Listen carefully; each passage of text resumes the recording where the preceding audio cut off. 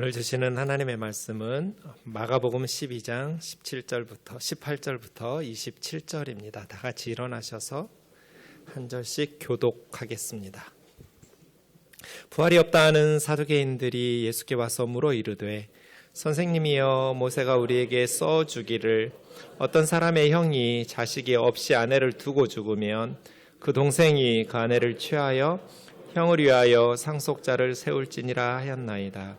7형제가 있었는데 마지가 아내를 취하였다가 상속자가 없이 죽고 둘째도 그 여자를 취하였다가 상속자가 없이 죽고 셋째도 그렇게 하여 7이 다 상속자가 없었고 최후의 여자도 죽었나이다. 7사람이 다 그를 아내로 취하였으니 부활 때 곧 그들이 살아날 때 그 중에 누구의 아내가 되리까?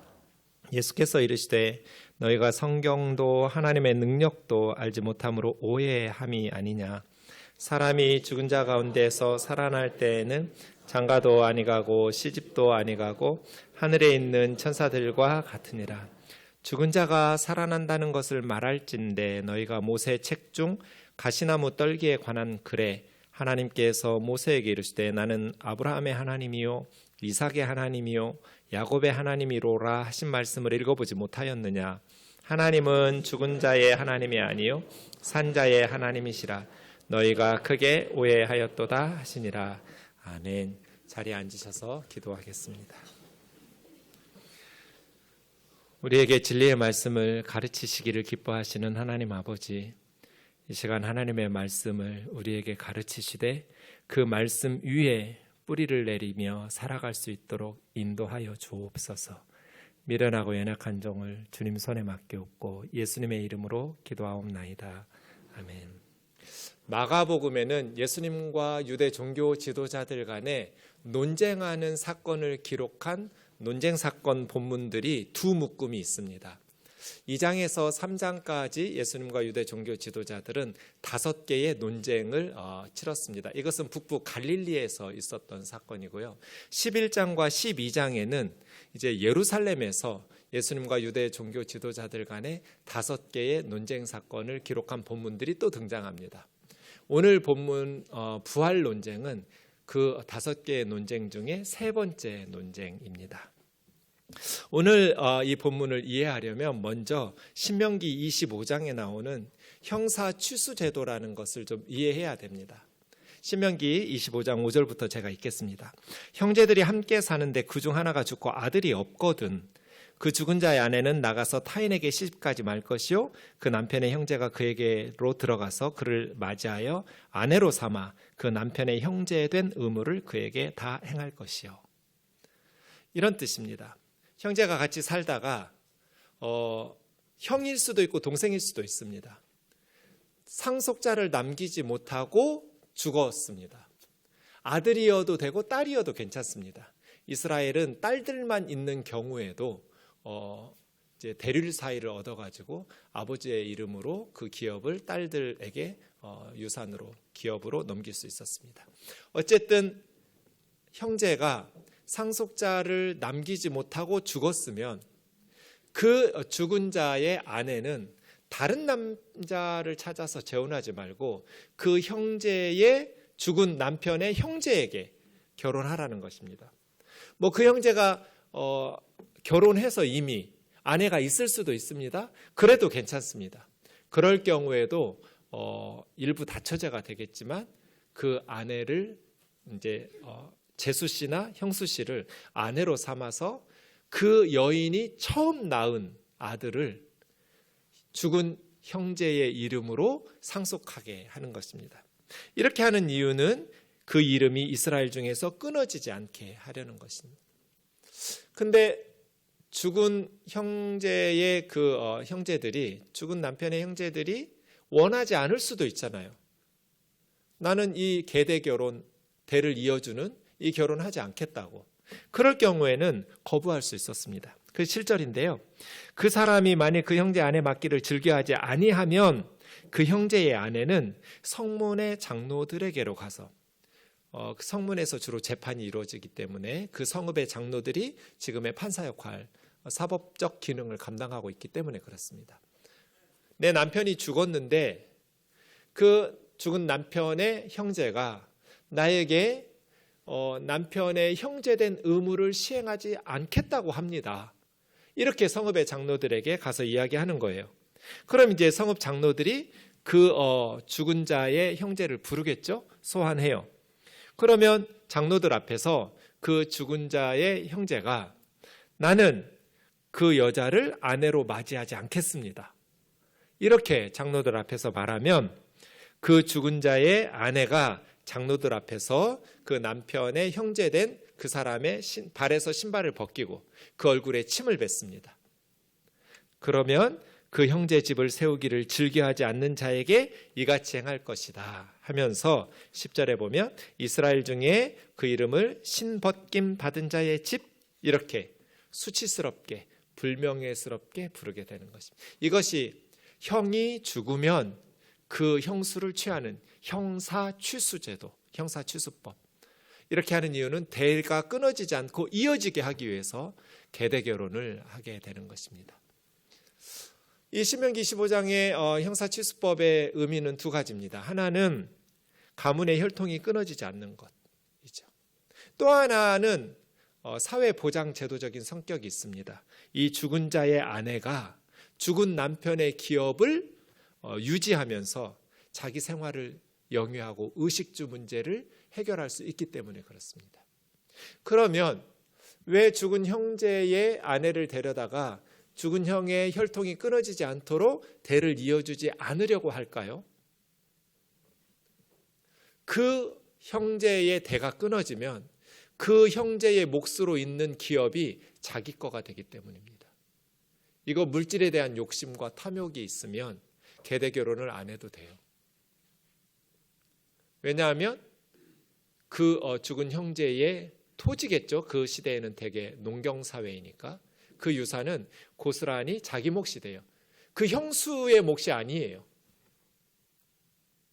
그러니까 나는 불명예를 감수하더라도 나와 내 자식들에게 이 형제의 기업을 소유하도록 해야겠다라는 탐심을 가지고 있으면 신벗김 받은 자의 집이라는 불명예를 감수하고라도 계대결혼을 허락하지 않을 수 있습니다.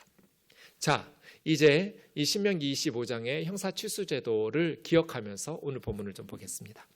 부활이 없다 하는 사두개인들이 예수님께 와서 물었습니다. 선생님, 모세가 우리에게 써주기를, 신명기 25장 좀 전에 우리가 살펴본 말씀입니다. 어떤 사람이 형이 자식 없이 아내 두고 죽으면 그 동생이 아내 취하여 형을 위하여 상속자 세우리라고 했습니다. 어떤 집에 7형제가 있었습니다. 이거 읽을 때마다 좀 숫자가 많다는 생각이 듭니다. 서너 명만 해도 됐을 텐데 7형제가 있었는데 완전수예요. 7은. 마지가 아내와 결혼해서 살다가 상속자를 남기지 못하고 죽었습니다. 둘째가 형사취수 제도에 의해서 그 형수와 함께 결혼해서 살았는데 둘째도 상속자를 남기지 못하고 죽었습니다. 셋째도 넷째도 마지막 7째까지 다 그 여인과 결혼해서 살다가 죽었는데 상속자를 남기지 못하고 그렇게 살다가 최후에는 그 여자도 죽었습니다. 부활이 있다면 천국에서 그 여자는 누구의 부인이 됩니까? 7명의 형제들 중에. 사두개파 사람들이 왜 이런 질문을 가지고 왔을까요? 부활이 없다 하는 사두개인들이잖아요. 분명히 하나님의 말씀이에요. 신명기 25장은. 하나님께서 말씀하신 대로에 의하면 계대 결혼을 하나님께서 명령하셨는데 부활이 있다면 천국에서 그 여인은 누구의 아내가 되냐는 거예요. 그러니 부활은 없다. 부활이 있으면 이런 우스꽝스러운 상황이 발생한다. 그러니 부활이 없어야 된다는 거예요. 여기서 사두개파 사람들에 대해서 우리가 좀 살펴봐야겠습니다. 사두개파라는 이름은 사독이라는 사람의 이름에서 나왔습니다. 사독이라는 사람은 다윗과 솔로몬 왕 2대에 걸쳐서 대제사장직을 수행했던 사람입니다. 그래서 자신들은 다윗과 솔로몬 시대의 대제사장직을 수행했던 사독의 후예들이라고 사두개파 이렇게 이름을 지은 것이죠. 그런데 이 사두개파 사람들은 예수님 시대에 로마 제국에 협조하면서 기득권을 유지하고 있는 사람들입니다. 대제사장과 사내들인 공회 의원들이 대부분 사두개파입니다. 예수님 시대의 정치적 권력은 로마 제국에 있었고요. 유대 사회 내에서 가장 강력한 지위와 권력을 가지고 있었던 사람들은 사내들인 공회였습니다. 71명으로 구성된 사내들인 공회에서 정치적인 것을 제외하고 종교, 행정, 사법 이런 모든 유대인들의 일들을 결정하고 판단하는 그러한 권력을 가지고 있었고, 그 사내들인 공회의 의장은 현직 대제사장이 공회 의장입니다. 이 사람들 대부분 사두개파 사람들입니다. 그러니 우리 일제강점기로 하면 친일파들과 같이 이 사람들은 로마에 협력하면서 권력을 가지고 유지하는 사람들입니다. 이 사람들 마음 되게 불편하지 않았을까? 하나님을 섬기는 성전의 대제사장들이 우상을 섬기는 로마인들에게 협조하면서 매국노적인 그러한 양심에 찔리는 그러한 삶을 살려니 힘들지 않았을까? 그렇지 않습니다. 사두개파 사람들의 교리 때문에 그렇습니다. 이 사람들은 내세가 없어요. 매우 현실주의적인 삶이에요. 정치와 종교를 냉정하게 구분하고 개인적인 신앙생활만 강조합니다. 종교의 공적인 사회적인 기능과 사회생활 무시해요. 그냥 신앙과 종교는 개인주의적으로, 그리고 이 세상에서 살다가 죽으면 끝이에요. 부활이 없어요. 내세도 없어요. 천사도 없어요. 영적 존재도 없어요. 메시아도 믿지 않아요. 하나님의 심판 안 믿어요. 죽으면 끝이에요. 죽으면 무로 돌아간다고 생각해요. 존재가 사라져요. 그러니 이 사람들이 그냥 이 세상이 전부니까 양심, 미래에 대한 두려움, 염려 없어요. 이 사두개파 사람들은 모세 오경만을 하나님의 말씀으로 인정해요. 예루살렘 성전이 무너지던 AD 70년 이후에는 77대 대제사장인 파니하스를 끝으로 사두개파가 역사의 무대에서 사라집니다. 그 사람들이 지금 예수님에게 와서 질문한 거예요. 이 사두개파 사람들이 예루살렘 성전을 어떻게 운영하고 있었어요? 예수님 마가복음 11장 17절에 보면 성전인 하나님의 집, 하나님께서 말씀하시기를 내 집은, 하나님의 집은 만민이 기도하는 집이라고 했는데 너희는 하나님의 집을 강도의 소굴로 만들었다. 주님이 이렇게 책망하셨어요. 가난한 사람들은 못 와요. 만민이 와서 하나님 앞에서 기도하는 하나님의 집을 강도의 소굴로 만들었어요. 이 대제사장들과 사두개파 사람들이 하나님을 믿는 이스라엘 사람들의 신앙심을 이용해서 강도짓 하고 있었어요. 부패한 삶은 부패한 생각에서 출발해요. 예루살렘 종교 지도자들이 이렇게 하나님의 성전을 강도의 소굴로 만들면서 악하고 타락한 삶을 살았던 이유는 그들의 교리와 생각이 부패했기 때문이에요. 죽으면 끝이에요. 하나님의 심판이 없어요. 이 땅에서의 현실의 삶이 전부예요. 그러니 양심의 가책 따위 때문에 자기들이 누릴 이 지위와 권력을 포기하는 건 어리석은 판단이에요. 고린도전서 15장에서 사도 바울이 고린도 성도들에게 이렇게 말해요. 죽은 자가 다시 살아나지 못한다면 사두개파죠? 부활이 없다면 내일 죽을 터이니 먹고 마시자 하리라. 천국도 없고 지옥도 없고 하나님의 심판도 없고 죽으면 존재가 사라져버리고 무로 돌아간다면 양심의 가책 같은 거 무시하고 양심에 조금 찔리지만 처한 상황에서 잘 먹고 잘 사는 것이 최고 아닌가? 그것이 더 지혜로운 삶 아닌가? 그렇게 생각할 수 있어요. 북한의 김정은 같은 사람 보세요. 백성들 수천만 명을 종교적으로 세뇌시켰어요. 자신들만 백두혈통이라고 신적 계보를 만들어 놓고 3대 세습하고 있어요. 지구상에 어느 나라도 없는 자기를 거역하고 위협적 세력이 되면 처형시켜요. 그리고 백성들을 세뇌시켜가지고 자기들만 왕처럼 군림해요. 그런데 죽으면 끝이에요. 하나님의 심판도 없어요. 천국도 없고 지옥도 없어요.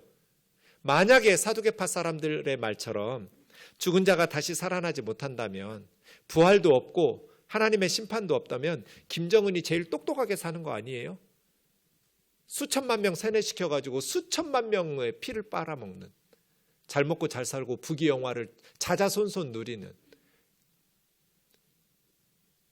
이 세상에서 악하게 사는 사람들이 부활이 없다면 사두개파 사람들처럼 매국노 좀 되면 어때요? 내 자식 배불리 먹고 따숩게 입히고 잘 먹고 잘 사는 게 더 똑똑한 선택 아닌가요? 그런데 주님이 부활을 가르쳐요. 하나님의 심판을 가르쳐요. 그러니 성경 가지고 예수님에게 부활이 없다라고 논쟁을 시작한 거예요. 바울의 말을 계속 읽겠습니다. 속지 말라. 악한 동무들은 선한 행실을 더럽히나니 깨어 의를 행하고 죄를 짓지 말라. 하나님을 알지 못하는 자가 있기로 내가 너희를 부끄럽게 하기 위하여 말하노라. 그런데 지금 대부분 현대인들이 사두개파 아니에요? 천국이 어디 있어? 지옥이 어디 있어? 죽으면 끝이지. 대부분 이런 식으로 생각하기 때문에 사두개파처럼 살지 않나요? 하나님을 너무 몰라요. 사람들이 하나님을 너무 몰라. 하나님께서 하나님의 형상으로 우리를 지으시고 이 땅에서 몇십 년 사랑의 사귐을 나누시려고 독생자 예수 그리스도를 벌거벗겨서 십자가에서 못 박아 죽이셨겠어요? 우리의 몇십 년의 사랑의 사귐을 위해서? 하나님을 너무 몰라요, 사람들이. 사랑하면 영원히 함께하고 싶은 거잖아요. 하나님이 우리를 사랑하신다고 말씀하시며 그의 아들 예수 그리스도를 십자가에 아낌없이 내어주실 때는 구원받은 하나님의 백성인 우리와 헤어지기 싫은 거예요. 지구에서는 영원히 살 수 없으니까 천국에서 영원히 함께 살려고 우리를 구원하셔서 천국 백성으로 만드신 거거든요. 속지 마라. 악한 동무들은 너희 선한 행실을 더럽히나니 죄 가운데서 물들어서 잠들지 말고 깨어 의를 행하고 죄를 짓지 마라. 하나님의 심판이 반드시 있다. 고린도 교회 안에 사두개파 같은 사람들이 있는 거예요. 죽으면 끝이지 라는 성도들을 부끄럽게 하려고 바울은 글을 쓰고 있습니다. 이 땅의 사람들, 그렇게 악하게 사는 사람들이 많죠. 제 교회에 경찰이 있어요. 담당이 보이스피싱과예요. 가끔 제가 물어요. 아직도 보이스피싱 당하는 사람들이 그렇게 많냐고. 목사님, 점점 지능이 점점 교활해지고요. 점점 피해자들이 늘어나고 있어요. 안타까운 건 할아버지 할머니들이 많이 속아서 그렇게 보이스피싱에 피해를 당하고 삶이 막막해지면 스스로 목숨을 끊어요. 너무나 많은 어르신들이 목숨을 끊었다는 소식을 들으면서 가슴 아파요. 얼마나 사람이 악하면 다른 가정을 그렇게 사기쳐가지고 보이스피싱해서 무너뜨려요. 왜요? 죽으면 끝이니까. 하나님의 심판도 없고 내세도 없고 부활도 없고. 속지 말라. 깨어 의를 행하고 죄를 짓지 말라. 죽으면 끝이 아니기 때문이에요. 그런데 사두개파 사람들의 질문 좀 이상해요. 왜냐하면 구약 성경에 부활에 대한 말씀들이 많아요. 이사야 26장 주의 죽은 자들은 살아나고 주의 시체들은 일어나리이다. 시편 16편 내 영혼을 음부에 버리지 아니하시며 음부는 죽은 사람들이 가는 곳이에요. 거기 우리 육체가 가지 영혼이 가진 않아요. 주의 거룩한 자로 썩지 않게 하실 것임이니이다. 다니엘 12장 땅의 티끌 가운데 자는 자는 죽은 자들이에요.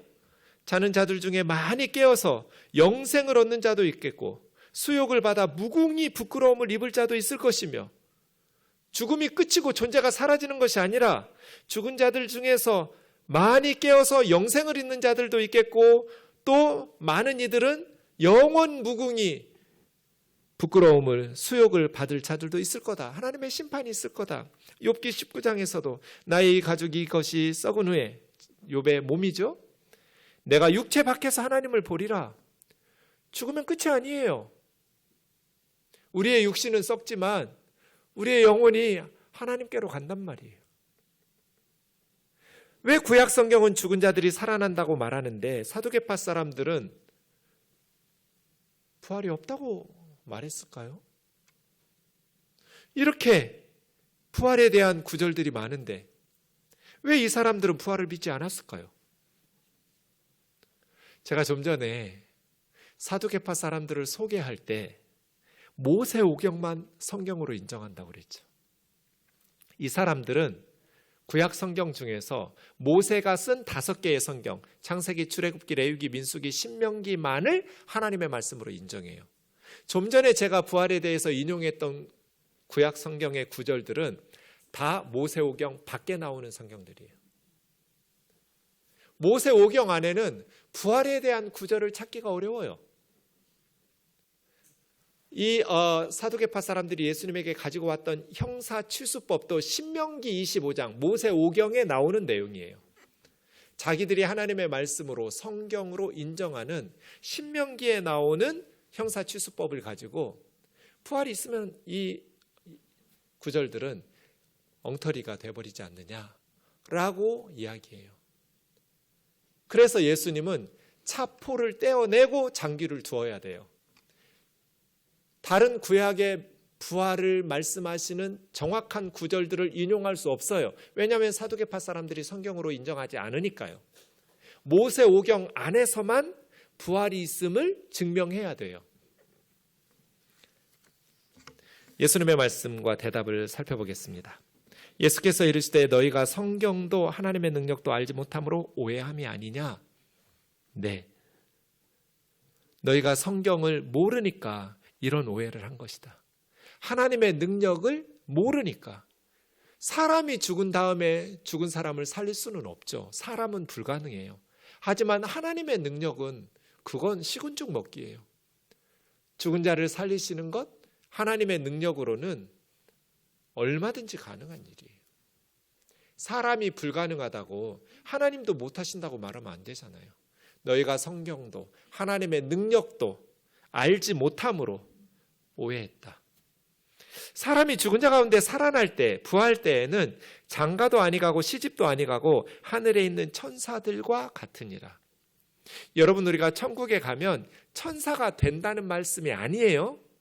천사가 된다는 것이 아니라 하늘의 천사들이 시집가고 장가가고 애 낳고 아들 낳고 딸 낳고 이렇게 안 살아요. 우리가 천국에 가면 천사들처럼 살게 될 거야. 결혼, 장가가고 시집가고 아들 낳고 딸 낳고 그렇게 살지 않아. 모두가 다 한 가족으로 사는 거죠. 제가 이렇게 설교했더니 권사님이 저한테 찾아왔어요. 목사님, 정말 천국에 가면 결혼 같은 거 없어요? 예수님이 없다고 말씀하셨잖아요. 없어요. 나는 우리 장로님하고 천국에서도 부부로 살고 싶은데 너무 아쉬워하는 거예요. 그래서 제가 무슨 이런 여자가 다 있나. 땅에서 몇십 년 사셨으면 됐지. 이런 생각이 들었어요. 그래서 제가 그 장로님한테 말했어요. 장로님 진짜 크리스찬이라고. 권사님이 나한테 와서 이런 얘기 하더라고. 아내에게 인정받는 크리스찬이 진짜 크리스찬 아니에요? 형제님들 집에 가서 물어보지 마세요. 천국에 가면 시집가고 장가가고 아들 낳고 딸 낳고 그런 거 없어요. 그냥 우리 다 한 가족이에요. 하나님 아버지를 믿는 다 한 가족이에요. 주님은 너희가 성경도 하나님의 능력도 알지 못하는 거로 오해했구나. 천국에서 그 여자는 그 7 형제 중에 하나의 아내가 되는 거 아니다. 천국에서는 천사들처럼 장가가고 시집가고가 없다. 그냥 다 한 가족으로 하나님 안에서 행복하게 살아가는 나라예요. 그 다음 증명해야 돼요. 26절이에요. 죽은 자가 살아난다는 것을 말할진대 너희가 모세 책 중, 말씀드린 것처럼 사두개파 사람들은 모세 오경만 성경으로 인정해요. 그래서 예수님의 대답은 모세 오경 안에서 나와야 돼요. 모세 책 중에 출애굽기 3장을 인용하고 있어요. 모세가 하나님으로부터 떨기나무 불꽃 가운데, 가시나무 불꽃 가운데 부르심을 받는 모세의 소명 장면이에요. 모든 이스라엘 사람들이 다 알고 있는 유명한 사건이에요. 양치고 있었던 80세의 모세에게 하나님께서 가시나무 떨기 불꽃 가운데서 부르셨어요. 애굽으로 가서 내 백성을 구원해내라고, 출애굽의 사건을 시작하라고. 그때 하나님께서 모세에게 뭐라 말씀하셨냐면 나는 아브라함의 하나님, 이삭의 하나님, 야곱의 하나님이다. 모세가 하나님의 말씀을 들었을 때 그의 조상 아브라함과 이삭과 야곱은 이미 수백 년 전에 죽은 조상들이에요. 수백 년 전에 죽었던 조상들의 이름을 언급하시면서 하나님께서는 나는 너희 조상 아브라함의 하나님이고 이삭의 하나님이고 야곱의 하나님이다. 아브라함과 이삭과 야곱이 과거에 존재하지만 지금은 사라져버리고 없는 사람들이라면 하나님이 과거형으로 말씀하셨을 거예요. 나는 아브라함의 하나님이었다. 이삭의 하나님이었다. 예전에 야곱이 살고 있었을 때 그 야곱의 하나님이었다. 그러나 지금은 아브라함도 이삭도 야곱도 존재가 없이 다 사라져 버렸으니 더 이상 그들의 하나님은 아니죠. 과거 형태로 쓰지 않고 하나님께서 현재형으로 나는 지금 모세 너하고 얘기하는 이 시점에 아브라함 하나님이다. 이삭의 하나님이다. 야곱의 하나님이다. 이 말은 무슨 뜻이에요? 지금 하나님 앞에 아브라함과 이삭과 야곱이 살아있다는 뜻이에요. 아브라함의 하나님이었었다가 아니라 나는 지금 아브라함의 하나님이다라는 거예요. 예수님께서는 모세 오경만을 성경으로 인정하는 사두개파 사람들에게 바로 모세 오경에서 가장 유명한 사건 중에 하나인 모세를 부르시는 그 본문 말씀을 가지고 나는 과거에 아브라함의 하나님이었다가 아니라 지금 아브라함의 하나님이다. 하나님은 죽은 자의 하나님이 아니라 살아있는 자의 하나님이다라고 말씀하셨다는 거예요. 사두개파 사람들이 더 이상 반론을 제기할 수 없었어요. 성경으로 증명했기 때문이에요.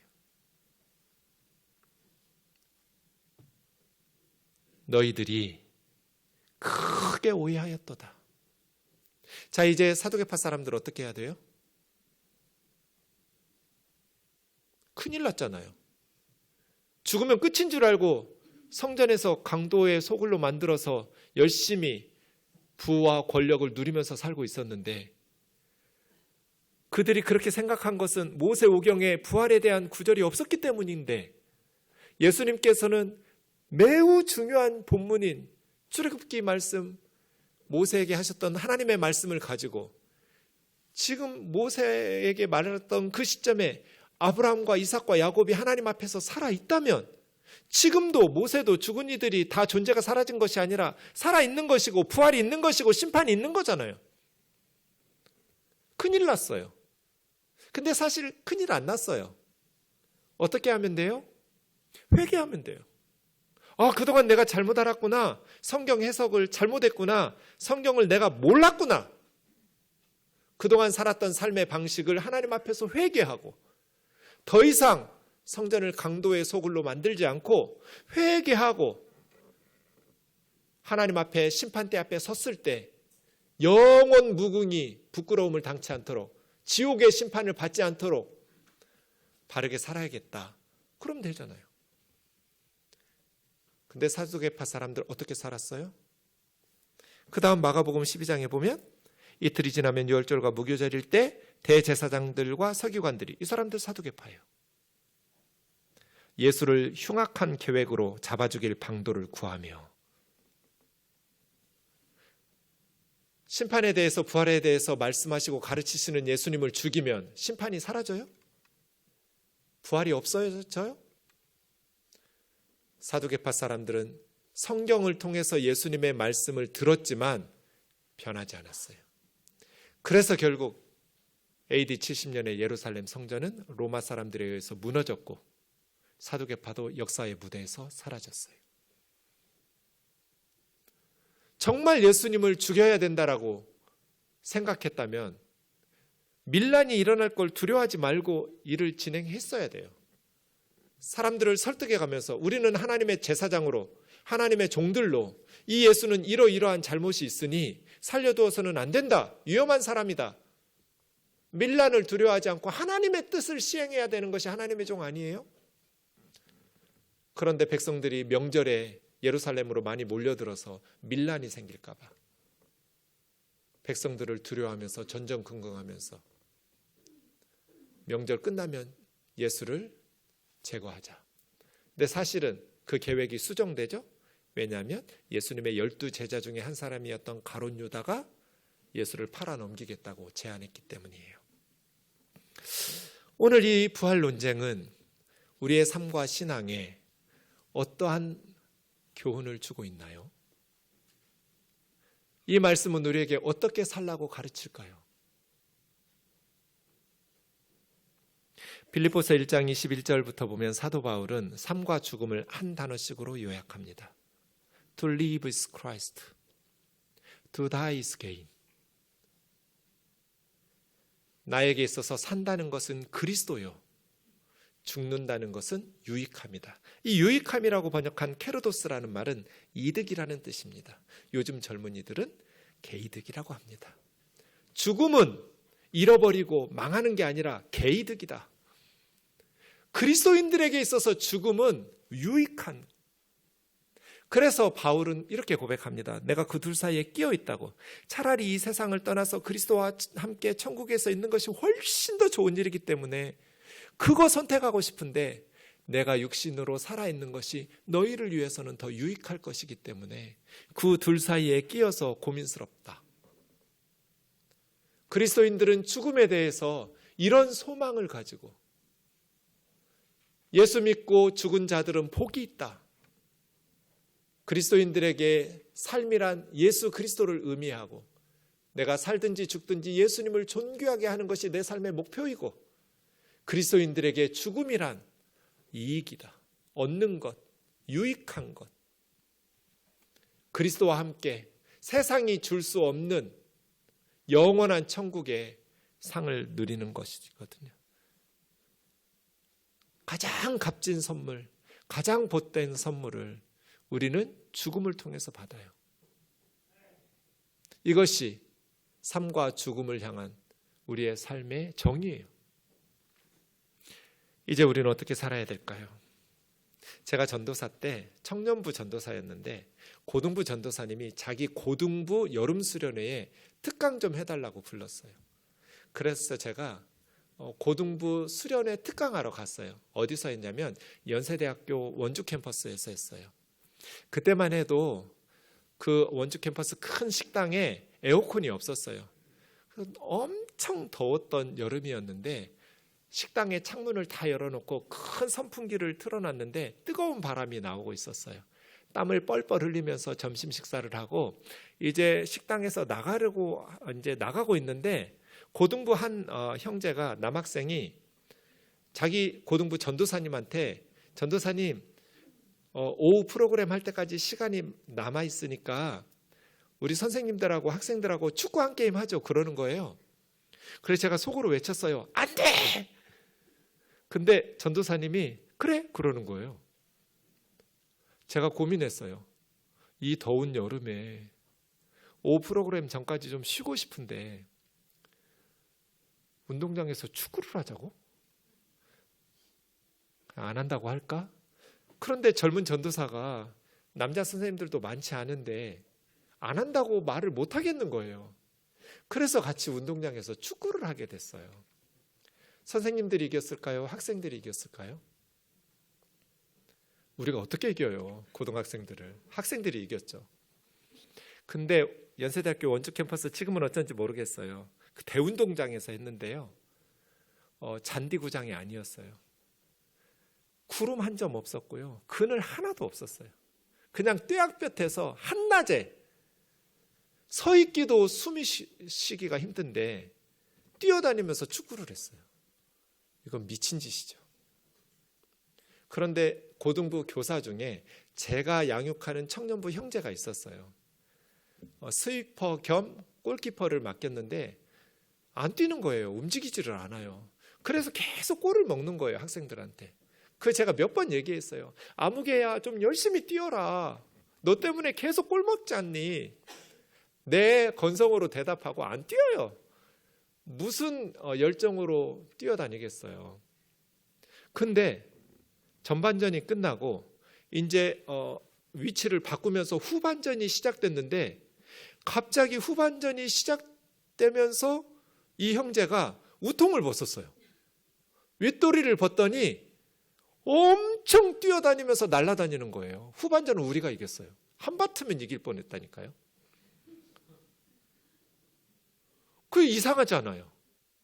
아니 전반전에는 제가 몇 번을 열심히 좀 뛰라고 했는데도 안 뛰더니 후반전이 시작되자마자 우통 벗고 날아다니는 거예요, 얘가. 이상해서 제가 주위를 한번 둘러봤더니 저 위쪽에, 운동장 위쪽에 나무 그늘 밑에 여선생 둘이 이 축구 경기를 보고 있었어요. 그 여선생 둘 중에 한 자매가 제 담당 청년부 소속이었고 고등부 교사였어요. 제가 알아요. 이 형제가 그 자매를 좋아한다는 거를. 이런 거였어? 제가 그때 인생의 진리를 터득했잖아요. 그래, 그런 거였어. 여러분, 인생이 다 똑같진 않아요. 축구 경기가 다 똑같지 않듯이. 비싼 돈 내고 관중석에 가득 응원하는 사람들이 채워지고 전 세계의 생방송으로 중계해주는 그런 축구 경기도 있지만 대부분 조기축구 같은 인생을 살아요. 여러분이나 제가.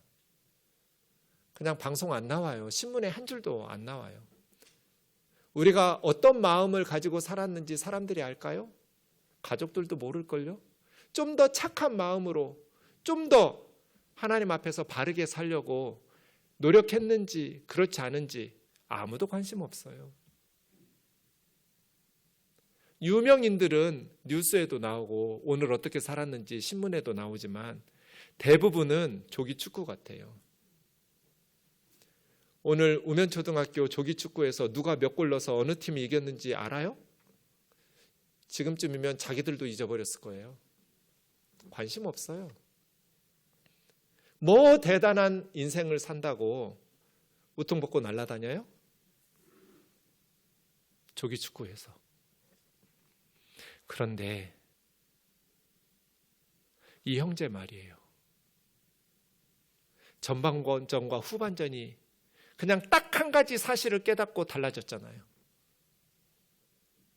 자기가 사랑하는 자매가 이 경기를 보고 있다. 저와 여러분의 삶이 아무도 관심 없어요, 세상 사람들이. 그런데 우리가 사랑하는 예수님이 우리의 경기를 보고 계세요. 우리가 어떤 생각을 가지고 어떤 마음으로 세상을 살아가는지 아무도 몰라요. 그런데 그 마음을 지켜보고 계시는 분이 계셔요. 예수님이잖아요. 그렇다면 우리는 그 형제의 후반전처럼 인생을 살 수 있어요. 내가 하는 일이 대단한 일 아니지만, 세상 사람들이 주목할 만한 중요한 인생이 아닐지 모르지만, 내가 가장 사랑하고 소중히 여기는 나를 살리기 위해서 자신의 생명을 십자가에 내놓으셨던 우리 주님이 나를 보고 계신다. 그리고 나는 언젠가 주님 앞에 서게 될 것이다. 주님 앞에 섰을 때 주님이 나에게 뭐라고 말씀하실까? 고린도전서 15장 58절 천천히 읽고 마치겠습니다. 시작. 그러므로 내 사랑하는 형제들아, 견고하며 흔들리지 말며 항상 주의 일에 더욱 힘쓰는 자들이 되라. 이는 너희 수고가 주 안에서 헛되지 않은 줄을 알미니라. 아멘.